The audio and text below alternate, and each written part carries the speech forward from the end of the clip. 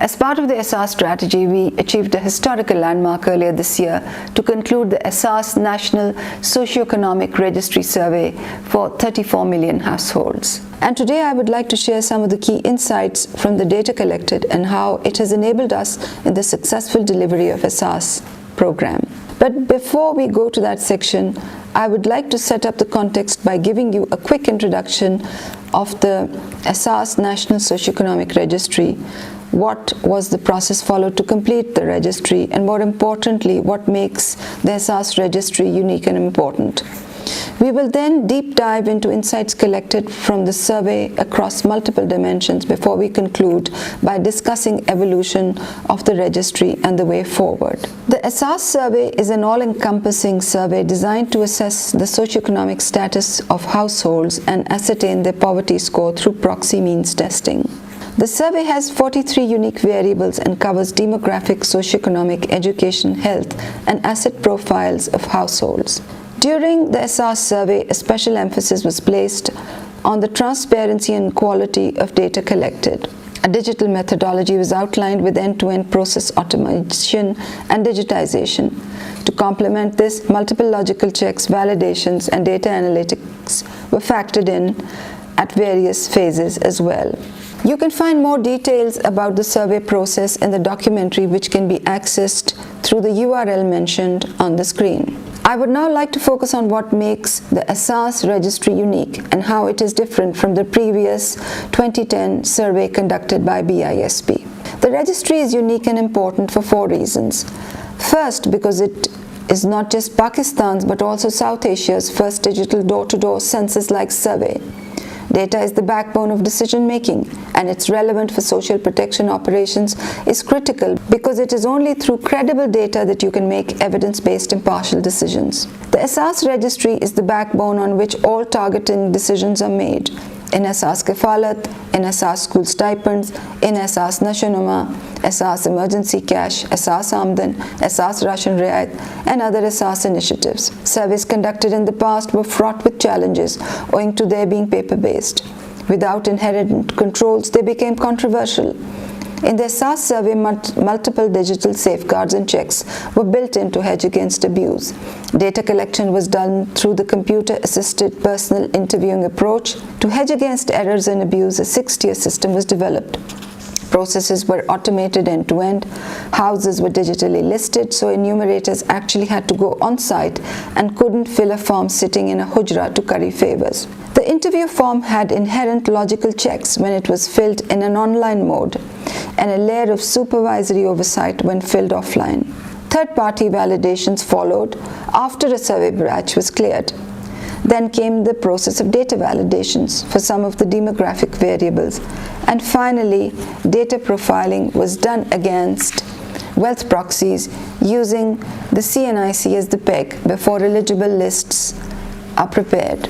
The second reason why Ehsaas's National Socioeconomic Registry is important is because it enabled the federal government to move towards a new paradigm of giving subsidies, moving away from untargeted to targeted subsidies. The newly launched Ehsaas Ration Riayat, which is a program to deliver targeted subsidies, is also drawing on these data. Third, rather than being a static registry, the 2021 Ehsaas registry is a dynamic, adaptive, and shock-responsive registry.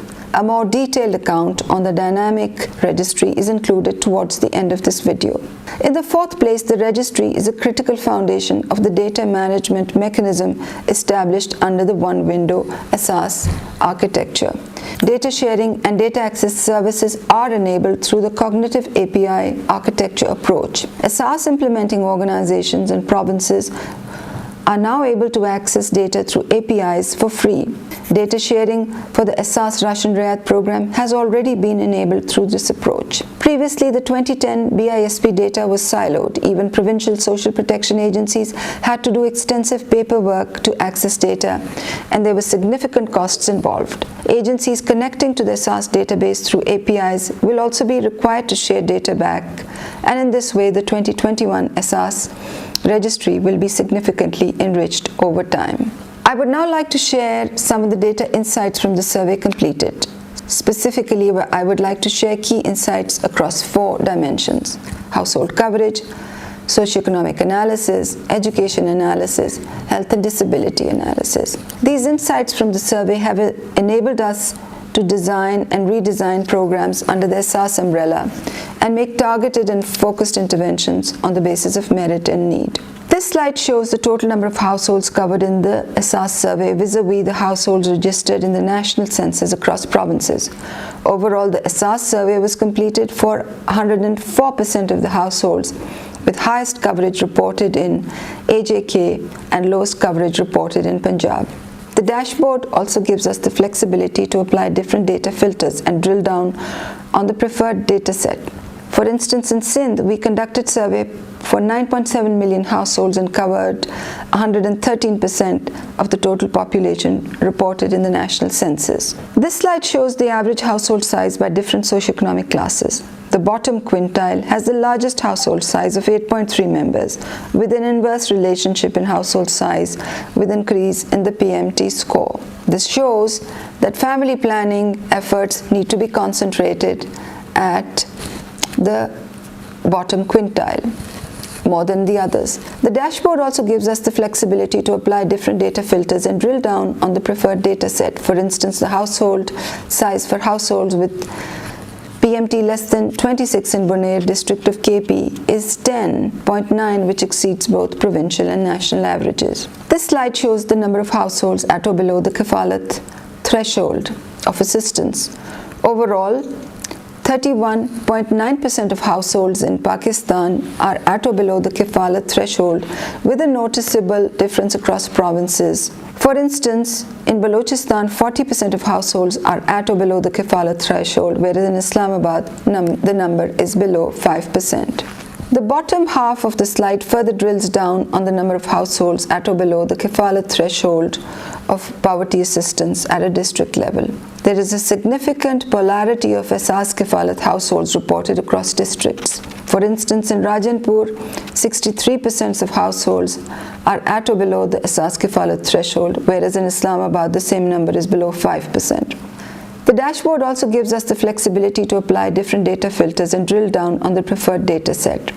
For instance, in Gilgit-Baltistan, 33% of the households are at or below the Ehsaas Kafalat threshold, with a visible variation across different districts. 62% in Diamir versus only 11% in Hunza. The next section is the socioeconomic analysis, and we will start with the type of housing structure. This slide shows the distribution of households by type of housing structure, that is whether kacha or pakka. In Islamabad, more than 80% of the households are pakka, whereas in Balochistan, only 12% of the households are reported as pakka. A similar variation can also be observed at a district level. In Karachi South, 92% of the households are pakka, whereas in Ganche district of Gilgit-Baltistan, this number is staggeringly low at below 0.5%. This slide shows the total workforce between 14 to 60 years of age reported as part of workforce across different provinces and districts. For instance, Sindh has the highest number of people reporting themselves as part of the workforce, whereas in KPK this number drops significantly to 22%. At a district level, Lehri district of Balochistan has the highest number of self-reported workforce, 58.5%, whereas in Kila Saifullah district of Balochistan, this number is below 15%. The dashboard also gives us the flexibility to apply different data filters and drill down on the preferred data set. For instance, in GB, 25% of the population reported themselves as part of the workforce, with the visible variation across different districts. 34.8% in Hunza versus only 20% in Diamir. This slide shows the split of workforce by provinces. Punjab, being the most populous province, reports over 52% of the total workforce in the country. The bottom half of the page shows the employment data by district.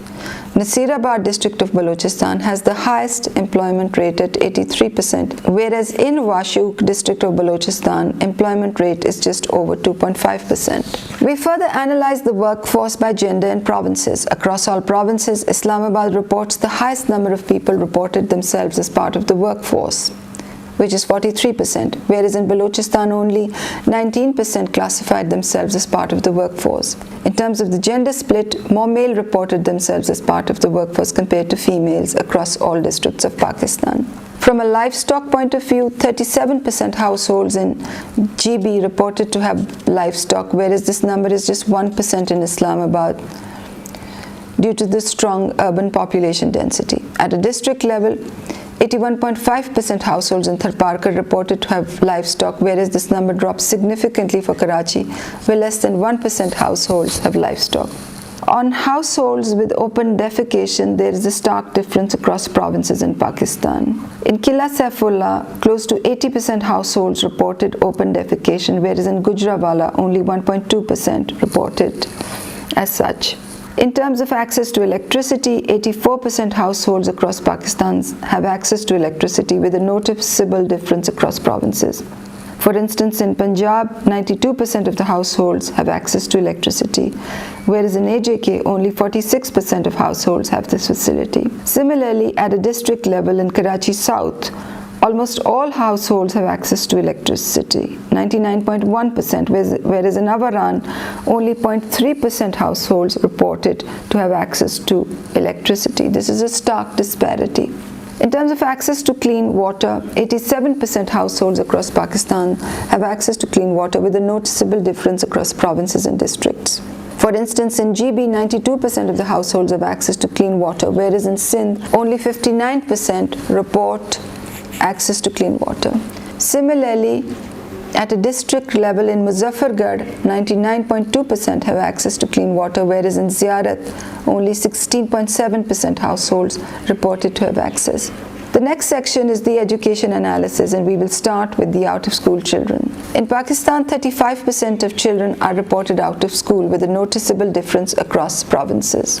For instance, in AJK, only 16% of children are reported to be out of school, but in Balochistan, this number goes up significantly to 61%. We further drill down on the number of children reported out of school and analyze them at a district level. There is a noticeable difference of out-of-school children across different districts. For instance, in Sajawal district of Sindh, 86% of children are reported out of school, whereas in Hunza, this number is only 3%. This clearly has a policy implication. So a drill down of these data will clearly show areas where a concentrated policy effort is required to bring children out of school. In terms of the gender split of children reported out of school, females across all provinces have slightly higher ratio of being out of school, which is why in the Ehsaas ecosystem, in the Ehsaas policy framework, the stipend policy in the education cash transfer program, Ehsaas Talimi Wazaif, the stipend policy was skewed to favor the girl child. Girls in Ehsaas school stipend got a higher stipend amount, and also when they graduated out of the 5th grade, they were given a bonus to encourage families to send children to school. We continue our education analysis and look at literacy rates. In Pakistan, 44% of people above 10 years of age reported to be literate, with a noticeable difference across provinces. For instance, in AJK, highest literacy was reported at 73%. On the contrary, Balochistan has a 24% literacy rate. The similar trend can also be observed at a district level. For instance, in Hunza, a district of GB, 84% of the population is reported to be literate, whereas only 9% is reported to be literate in Dera Bukti in Balochistan. The last section is the health and disability analysis. The self-reported prevalence of chronic diseases across provinces shows interesting insights. GB has the highest percentage of households affected by chronic diseases, at 66%, whereas in Sindh this number is significantly lower, 27%. Similarly, at the district level, 91.1% of households in Gizar district of GB reported prevalence of chronic diseases, compared to only 10% in Tharparkar in Sindh. Since these are self-reported data, the level of awareness can have a huge impact on the reporting of disease, and therefore these data should be viewed in the context of that consideration. In terms of prevalence of chronic disease at the household level, cardiovascular is the most prevalent disease with 19% households reporting it. Diabetes and hepatitis C are the second and the third most prevalent diseases, respectively, in households. Moving on to the health and disability analysis, the percentage of households in Pakistan reported to have at least one disability is approximately 4.5%, with a noticeable difference across provinces. For instance, in Balochistan, 8% plus of the households reported at least one disabled, whereas for the other provinces, the disability reporting ranges between 4 to 5%. A similar trend can also be observed at a district level. For instance, in Shirani, close to 9% of households reported prevalence of disability, whereas prevalence in Sialkot is reported at 1.7%. In terms of disability profiling, lower limb is the most commonly reported disability amongst the population. Mental disability and visual disability are the second and the third most commonly reported disability, respectively. In terms of stillbirth and infant deaths reported in the last 12 months, GB reported the highest number of households affected by this, 4.8%. On the contrary, in Punjab, only 1.4% of the households reported the same issue. Similarly, at the district level, Harnai district of Balochistan reported 8.4% of stillbirths infants, whereas the number is just above 1% in Gujranwala. The last portion of this document focuses on the future of the Ehsaas National Socioeconomic Registry and its full evolution towards a dynamic registry. The development of a data registry through door-to-door survey is an operationally cumbersome, time-consuming and a costly process. And that's why it was just the second time in the history of Pakistan that a nationwide socioeconomic survey has been completed.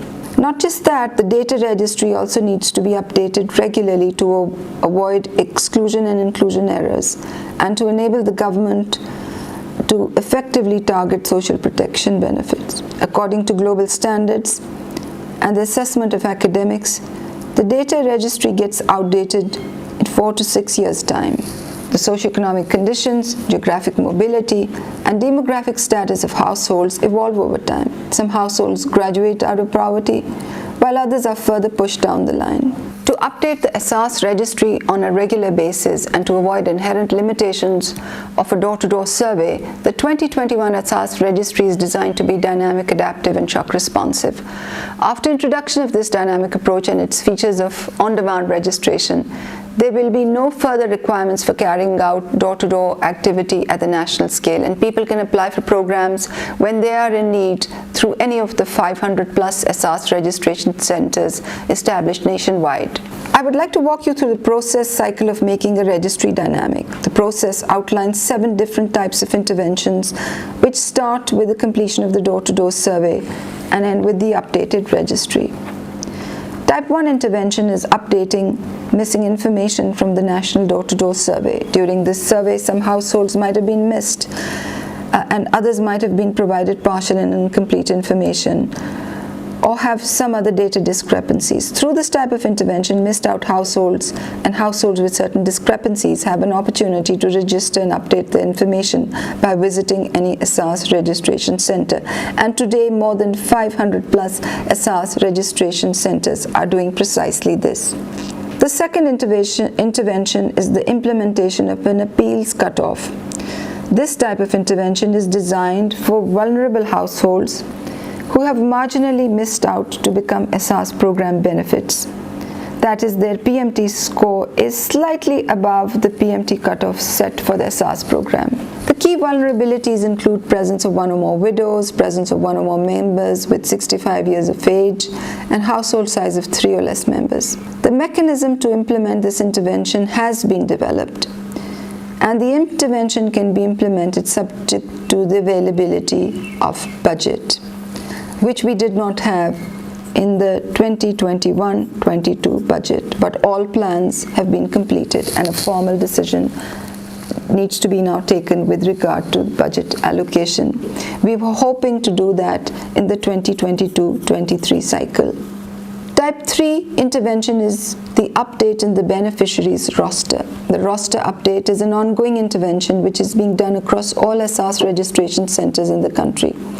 Through this intervention, beneficiaries can visit any Ehsaas registration center to reflect demographic changes in their households and update their roster information. The key demographic changes include birth registration, death registration, marital status update, gender update, and disability update. The Type 4 intervention is a shock responsive update. This intervention is exclusively available for households affected by any disaster or natural calamity. In case of a shock or disaster, households residing in the affected areas are allowed for another survey intake to reflect their updated socioeconomic status. The new PMT score is calculated based on the revised survey, and eligibility is determined on the basis of the new score. For instance, this exercise was recently undertaken in Tira, where IDPs returned back after 12 years. And I personally visited Tira to kick off this activity, updating the particulars of families in the National Socioeconomic Registry. Type 5 is a cyclical socioeconomic update. Under this intervention, people currently not entitled to any Ehsaas benefits will be called to their nearest Ehsaas registration centers after 2 years from the date of their initial survey to update their socioeconomic status, and we were planning this for 2024. Through this exercise, the revised PMT will be calculated based on the updated information provided, and additional households will be enrolled as Ehsaas beneficiaries if their revised PMT is below the threshold set for Ehsaas programs. We had planned calling people on a staggered basis in 2024 on the basis of their PMT score, and to complete the process within a year. And then this would be a cyclical process from there on, every 2 years.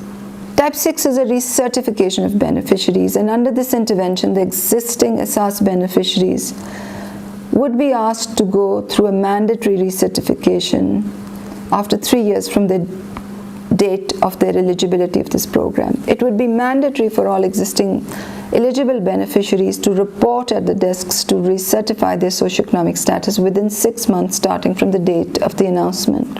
And we were hoping to kickstart this in 2024 as well. A recertified household still falling within the determined program eligibility criteria would continue receiving Ehsaas benefits, and households falling above the determined eligibility thresholds would be exited from the program. This was our plan. Benefits of households not participating in recertification process we planned would be suspended after 6 months and would remain suspended till their recertification. After the completion of the cyclic socioeconomic update for non-beneficiaries and recertification of existing beneficiaries, the Ehsaas database would be updated and overall registry would then be launched again. With the introduction of this dynamic approach, there will be no further requirements for carrying out door-to-door activity at a national scale, and the registry can also be updated on a more frequent basis in a much more sustainable and cost-effective manner. The Ehsaas registry, along with the Ehsaas one-window service delivery system, is one of the vital pillars of the Ehsaas vision, which aims to provide social protection to all who need it in Pakistan. I hope Ehsaas will continue and will be further expanded. This is vital not just for the millions of households who benefit from it, but also for Pakistan's image in the international community, where Ehsaas is widely regarded as unique and cutting-edge social protection.